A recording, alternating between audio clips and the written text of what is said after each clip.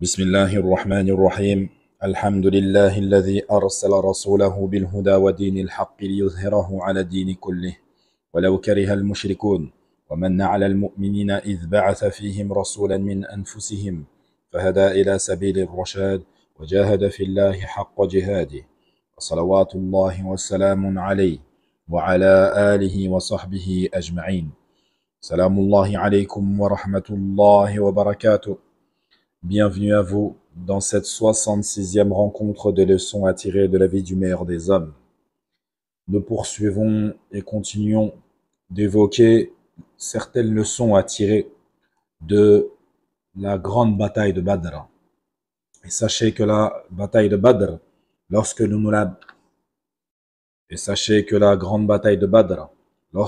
nous la lisons et la méditons et réfléchissons sur la situation des musulmans à cette époque, on se rend compte que cette bataille est la mise en pratique et la réalisation véritable de la foi, de la pratique de l'islam. Elle exprime la foi ancrée dans le cœur de ces hommes.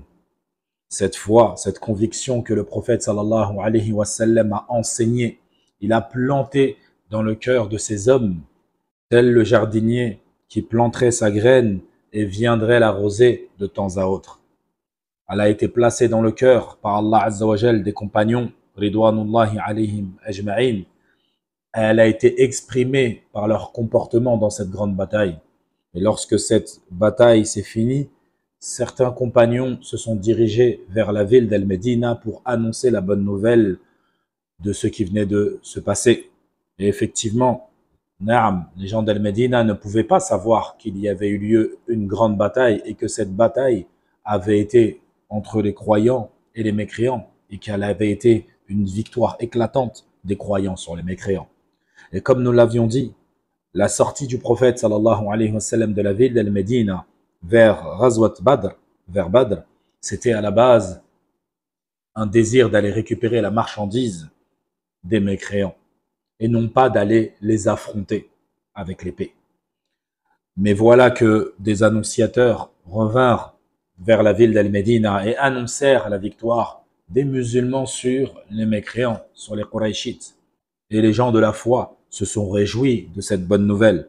Mais quant aux hypocrites et aux mécréants, quant à eux, ils se sont inquiétés et ils ont essayé de semer le trouble entre les rangs des croyants en annonçant que le prophète sallallahu alayhi wa sallam avait été tué et que les musulmans avaient perdu lors de cette bataille. Jusqu'à ce qu'un Nabi sallallahu alayhi wa sallam revient vers la ville d'Al-Medina.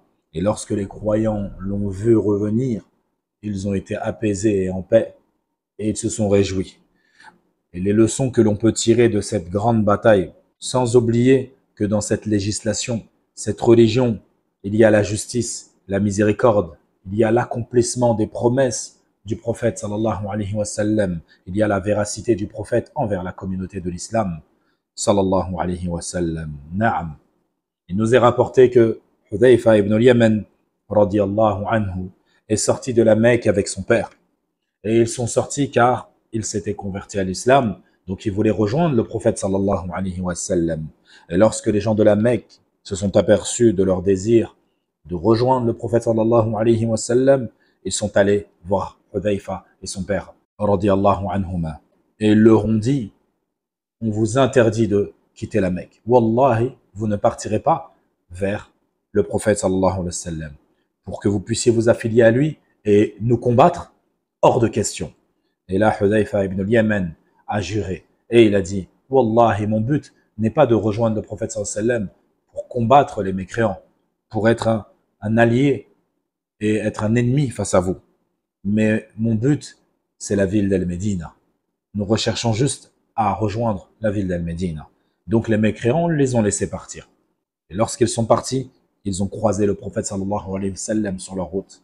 Ils se sont donc arrêtés auprès de lui alors que la bataille allait commencer. Ils ont pris des informations du prophète sallallahu alayhi wa sallam, puis ils lui ont raconté la promesse qu'ils avaient faite aux Mécois. Et à la fin de cela, ils lui ont dit, nous voulons participer à cette bataille avec vous. Nous voulons faire partie de ces gens qui se battent pour Allah et son messager. Et lorsque l'on médite sur la situation, et que l'on sait que les musulmans à cette bataille n'étaient que 316 ou 317 hommes face à 1000 soldats, on comprend bien que le prophète sallallahu alayhi wa sallam était dans l'utilité d'avoir un soldat ou plus déterminé à en découdre avec les mécréants à ses côtés. Et pourtant, un Nabi sallallahu alayhi wa sallam a respecté son engagement et il leur a dit: vous avez juré sur Allah que vous n'alliez pas combattre les ennemis d'Allah, alors accomplissez donc votre promesse à Allah et nous allons demander l'aide d'Allah contre notre ennemi. Donc nous, en tant que croyants, nous devons être des gens de parole. Nous ne devons pas trahir nos paroles et nos promesses. Car la trahison de la parole ne doit faire partie des caractéristiques du croyant. Tout comme le dit Allah Azza wa Jal: الذين يوفون بعهد الله ولا ينقضون الميثاق. Ceux qui remplissent leurs engagements envers Allah et ne violent pas le pacte. Donc, ils ont accompli leurs promesses et sont retournés vers la ville d'Al-Médina. Également, parmi les leçons que l'on peut tirer de cette première et grande bataille, c'est qu'après cette bataille, qui a été la première de l'islam, il y a eu le butin de guerre, qui a été le premier butin de guerre des musulmans. À ce moment-là, le jugement et la répartition du butin n'avaient pas été encore définis par Allah Azza wa Jal. Il n'avait pas encore révélé le jugement du butin. Et c'est pour cela que le prophète sallallahu alayhi wa sallam, lorsqu'il fut questionné concernant le butin, il dit que celui qui fait ceci ou cela prenne ce qui lui revient de droit. Et là, il faut être attentif à cette situation étonnante, qui est une sunna d'Allah Azza wa Jal qui a toujours existé et certainement existera toujours. Mais nous devons faire les causes pour endiguer ce fléau. Et le problème est le suivant. Et c'est un conseil que nous donnons aux jeunes et aux moins jeunes. Car malheureusement, les anciens de la communauté, lorsqu'ils observent les jeunes, parfois, ils les observent et ils les regardent avec un certain mépris ou un certain dédain. Et ils ont certains a priori concernant les jeunes, du fait qu'on ne peut pas faire confiance aux jeunes, on ne peut pas leur confier de missions, de tâches, de responsabilités ou des paroles similaires à celles-ci. Et malheureusement, les jeunes également, ils ont un œil envers les anciens où ils ont tendance à minimiser leur expérience, que ça soit même envers les savants de l'islam ou les anciens de manière générale. Ils disent que les anciens ne sont pas à la page, que leur manière de penser est une pensée passée, qui est révolue, et qu'ils ne connaissent rien ou très peu des choses actuelles de leur réalité, la réalité actuelle, ou tout un tas de paroles similaires à celle-ci. A'udhu billah. Et ce genre de choses s'est également déroulé à l'époque du prophète sallallahu alayhi wa sallam, lors de cette grande bataille qui est la bataille de Badr. Car lorsque la bataille de Badr s'est interrompue et elle s'est finie, les musulmans, les compagnons du prophète sallallahu alayhi wa sallam se sont divisés en 3 groupes. Il y a eu les jeunes qui sont partis pour rassembler le butin. Et parmi les anciens, il y a certains d'entre eux qui sont partis protéger le prophète sallallahu alayhi wa sallam, pour que le prophète sallallahu alayhi wa sallam ne soit pas attaqué par traîtrise de la part des mécréants. Et d'autres parmi les anciens, eux, sont restés en dessous de l'étendard et ont combattu, ont continué à combattre le reste des mécréants présents sur la place du combat. Lorsque la nuit est tombée et que les jeunes avaient bien sûr rassemblé le butin, alors que les anciens, eux, les observaient, ils leur ont dit, c'est-à-dire les anciens ont dit aux jeunes: comptez-nous parmi ceux qui ont droit au butin. Dispersez le butin et donnez-nous notre part. Mais les jeunes ont dit non, vous n'avez droit à rien.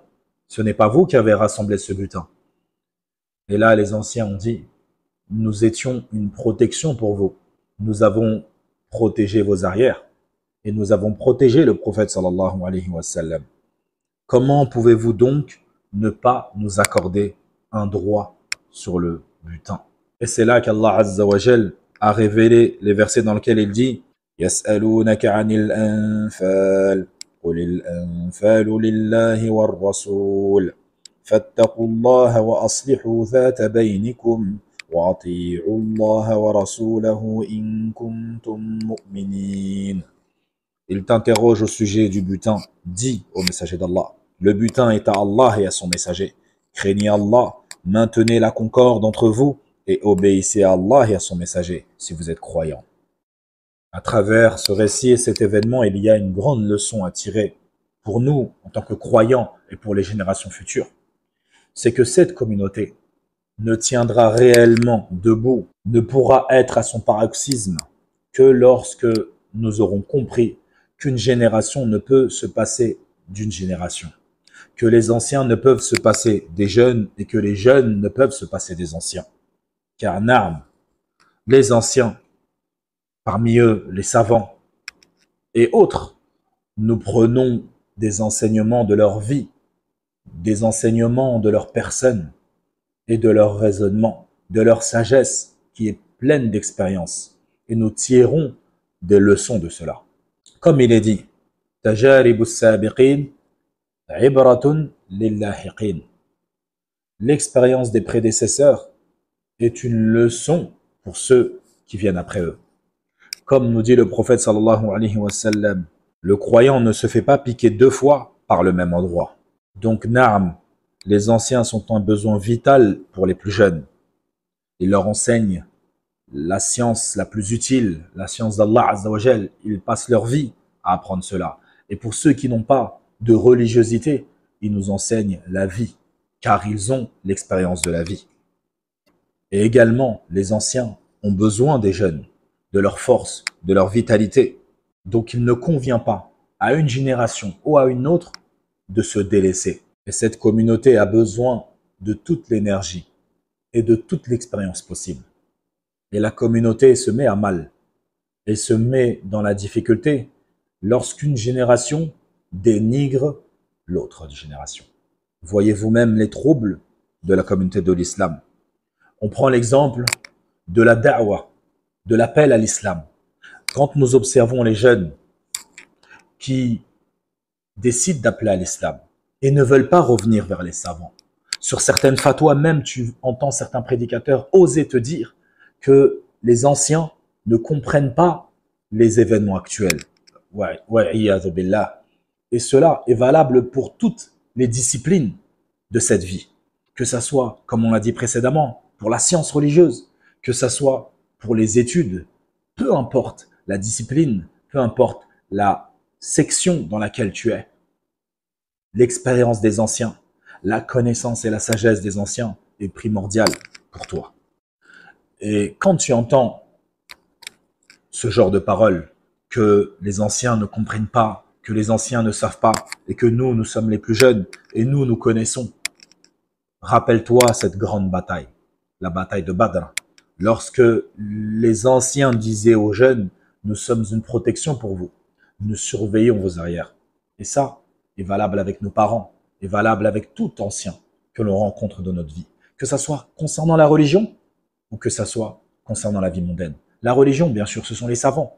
Et la vie mondaine, toute personne âgée qui a vécu, qui a eu l'expérience de la vie, peut nous enseigner et nous enseignera forcément, il nous enseignera de grandes choses. فلنا بقية وصلى الله وسلم على نبينا محمد وعلى آله وصحبه أجمعين.